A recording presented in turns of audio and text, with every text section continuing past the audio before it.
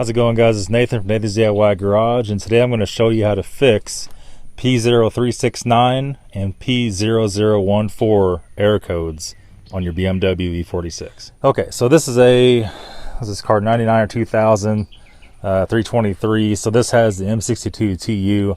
Now this is going to be exactly the same as the M54 on the newer cars up to 2004, 2005.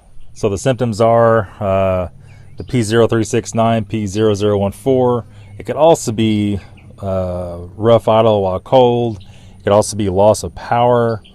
Several other little issues that could pop up. And a lot of times what happens, there's two different scenarios here. Either you're driving along, everything's great, check engine light pops on, and then you have p0369.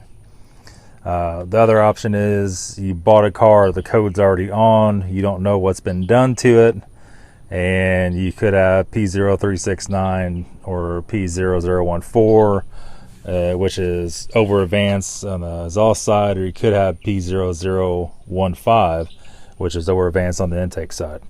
So we're going to go and show you how to do the exhaust camshaft sensor. And on the E46, they're pretty easy. You're going to have to pull this shroud here out. This is the easy shroud. For you guys with E39 and E53 and some of the earlier E90 and E60s, they have different shroud types, E39 being the most difficult shroud to get out.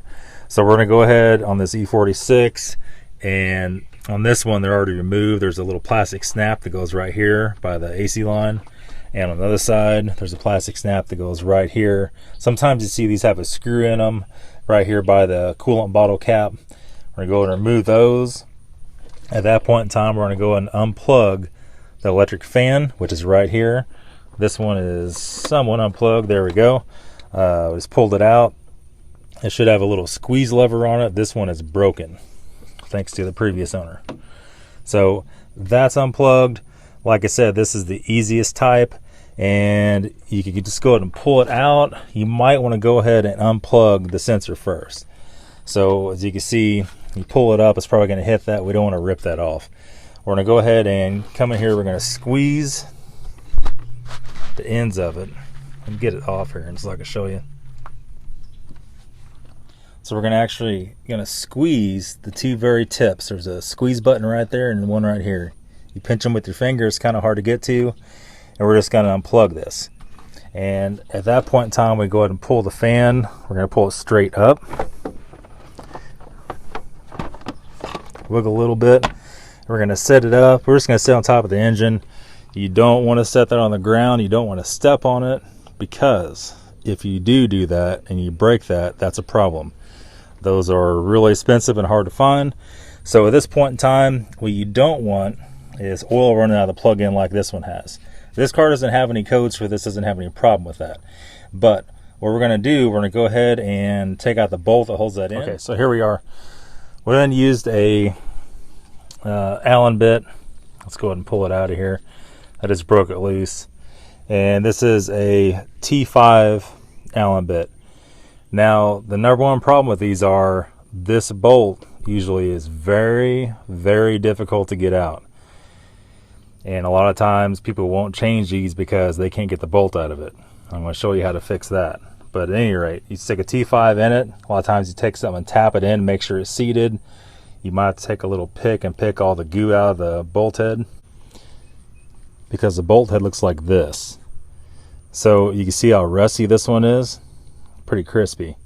So a lot of times people don't understand that it's a Allen bit and not a Torx bit. They'll try to use a Torx bit, they'll strip it, and you can't get it out. So you have two different options. At that point in time, you can put the correct bit, which is a T5. You can try to tap something down inside of it and get it to turn out. However, that doesn't always work. Usually they're very tight if they're from the factory. I'm going to show you how to get it out if that does not work. Okay, so if that does not work, you're going to want to take 11/32 or a 9mm socket, a deep well socket. There's two different kinds of sockets. There's a 12-point and a 6-point. This is a 6-point. Depends on how bad this is. You can use a 6-point or a 12-point. I would probably start off with a 12-point first. You're going to drive. You're going to put it down in here, and you're going to take a hammer, turn it sideways. You're going to tap the socket on this bolt head. and it's going to fit down over it real tight like that. And what you're going to do, you're going to go ahead and reverse it, and you should be able to get it broken loose like that. You can't get vice grips or nothing else done in there to get it out. That's a pretty sure way to extract these. Sometimes that does not work, and if they're so tight or so bad, a lot of times what I've had to do is stick a pair of side cutters down there and actually clip off the head of the bolt, pull the sensor off, and go ahead and turn the bolt out with vice grips. Once the head's off the bolt, then all your tension is back to changing the sensor. Your sensor's right here. It has an oil ring on it. You're going to want to go ahead and just kind of wiggle it out like so once the bolt's out of it. And a little bit of oil will run out, that's fine. Your sensor looks like this. This one's really freaking nasty. Now we did have the head off this thing, but I didn't mess with the sensor. I didn't take the sensor out.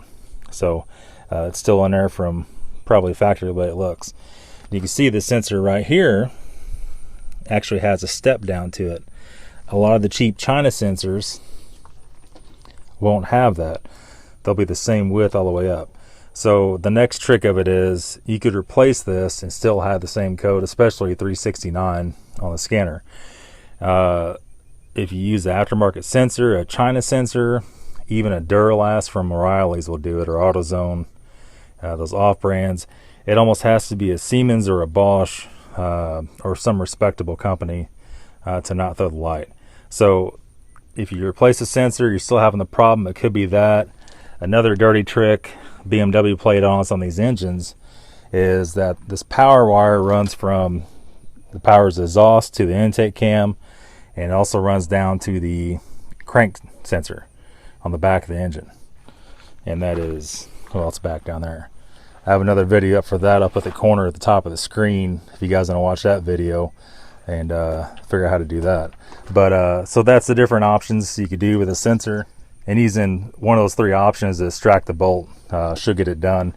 And if you ever take this out like we have right here, we're going to take some carb cleaner or contact cleaner, we're going to spray it off, clean it off, pop it back in, and when you put the bolt back in, it's very important to remember, don't get stupid with it. You just need to snug it up another half a turn, not even that, just, you know, use a 1/4 inch drive ratchet, don't go super tight with it. If you have a bolt that's somewhat stripped, do not put it back in.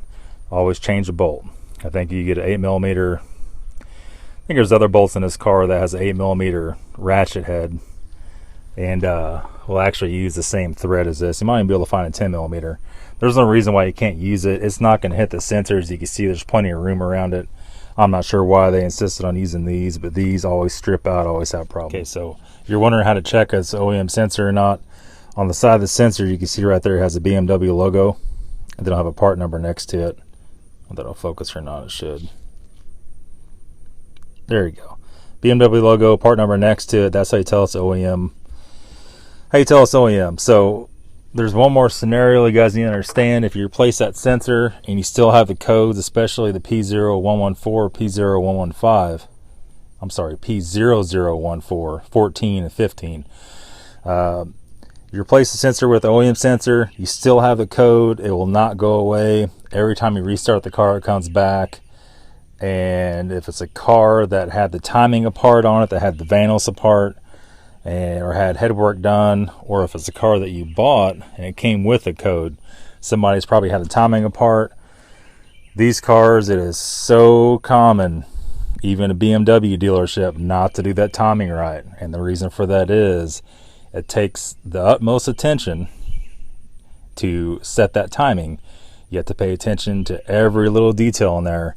Everything has to be lined up perfect. And a lot of guys, you know, they're people's talking to them, they're not paying attention. Well, I don't know, whatever the situation is, I would say 80-85% of the cars, even down at the dealership, come back out with the check engine light on because that timing is not set right.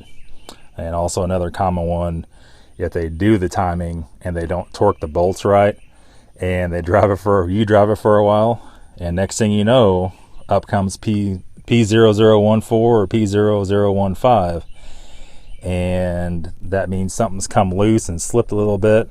It only has to slip 1/16 of an inch and that light's going to come on. The car may still run fine, or it might have terrible cold start or running rough problems. it's anybody's guess really. But that's all the situation with the exhaust camshaft sensor on the M52TU, BMW M54, and M56.